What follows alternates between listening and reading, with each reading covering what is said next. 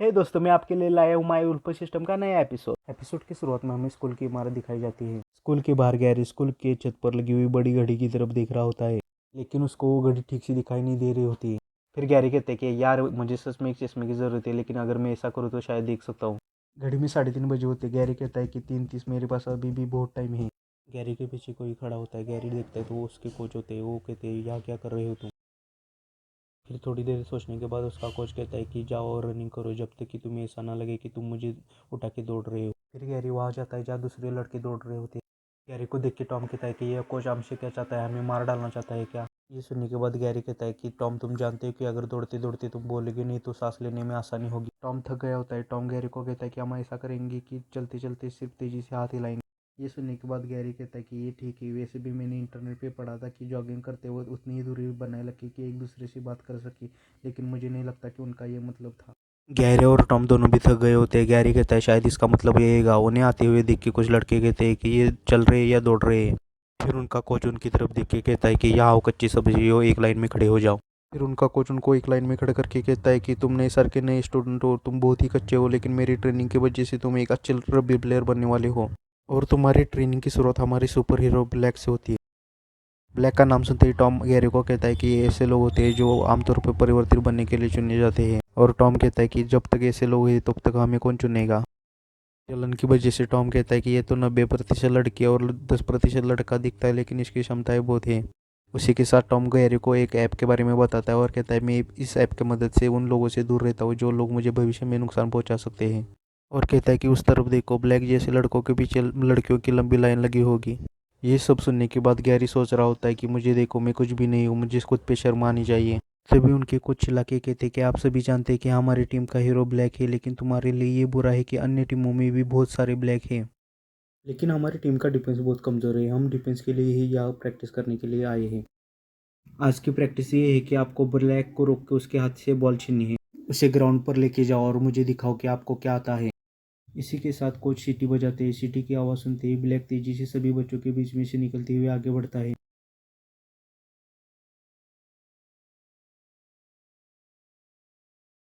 दूसरे बच्चों को कुछ समझने से पहले ही ब्लैक उन्हें पीछे छोड़ चुका होता है। तभी गैरी ब्लैक के सामने आता है। ब्लैक तेजी से आगे बढ़ रहा होता है। गैरी मन में ही कह रहा होता है कि तुम इतना आसानी से मुझसे नहीं जा सकते। उसी के साथ गैरी उसके हाथ में पकड़े हुए बॉल को देखकर कहता है कि बॉल पर उसकी मजबूत पकड़ को देखकर लगता नहीं कि मेरे कमजोर छोटे हाथ उसके बॉल को कभी भी छीन पाएंगे। केवल एक चीज मैं कर सकता हूँ, कहकर गैरी उसके सामने जाता है। गैरी को ब्लैक के सामने देख के उनके कोच भी हैरान होते हैं, क्योंकि ब्लैक किस दिशा में जा रहा है ये पता लगाना आसान नहीं होता। तभी ब्लैक को महसूस होता है कि उसके पैर के नीचे की घास थोड़ी ज्यादा ही नरम है, इसलिए इसके पैर धंस रहे हैं। इसी कारण से ब्लैक कूदने जाता है। उसी वक्त ब्लैक के सामने गैरी आता है और ब्लैक का पैर गैरी के मुंह पे लगता है। गैरी के नाक से खून बह रहा होता है। गैरी जमीन पर पड़ा होता है। के साथ गैरी कहता है कि शिट, में थोड़ा फास्ट था, मुझे पता था कि वो कहाँ जा रहा है, लेकिन उससे क्या फर्क पड़ता है, उसका शरीर मेरे शरीर से बहुत ही ज़्यादा बड़ा है। के साथ गैरी कहता है कि मैं सालों से परिवर्तित खेल को देख रहा हूँ, मैं ऐसे पैटर्न को चुनने में माहिर था जिनको लड़ाकू भी आसानी से पहचान नहीं पाते थे, लेकिन वो सब वेस्ट था। फिर वहाँ ब्लैक आता है और उसे कहता है कि अरे यार, मुझे बहुत अफसोस है, क्या तुम ठीक हो? तो चलो मैं तुम्हें डॉक्टर के पास ले चलता हूँ। गैरी अपने नाक को हाथ लगा के कहता है कि शायद ये टूटा है।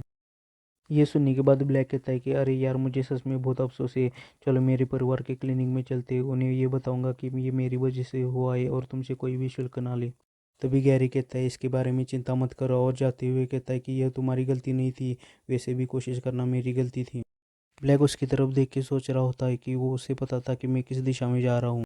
हम गैरी को कहता है कि तुम्हें अपना सिर पीछे की तरफ उड़ते हुए देखना चाहिए था।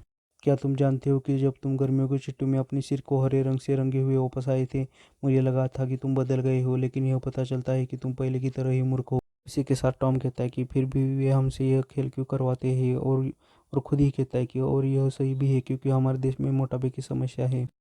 इसीलिए उन्होंने प्रत्येक छात्र के लिए प्रतिदिन स्पोर्ट क्लब में भाग लेना अनिवार्य कर दिया है। इसी कारण हम उन बेवकूफ़ अधिकांश की तरह सुअरों में नहीं बदलेंगे।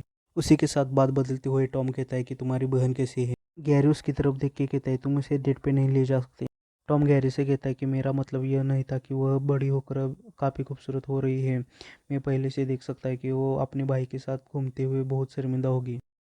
उसी के साथ कहता है कि वो ऐसे नहीं रहेगी जैसे अभी, आपको इस दिनों को संजोना चाहिए।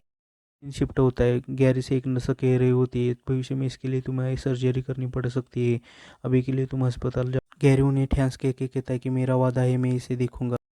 के साथ गैरी क्लिनिक से बाहर भागते हुए जाता है और टूटी हुई इमारत की तरफ देख के सोचता है कि एक दिन यहाँ से हम दूर जाएंगे, यहाँ कुछ भी तय नहीं होता है। और इसी के साथ हमें पता चलता है कि उस टूटी हुई इमारत में ही गैरी रहता है।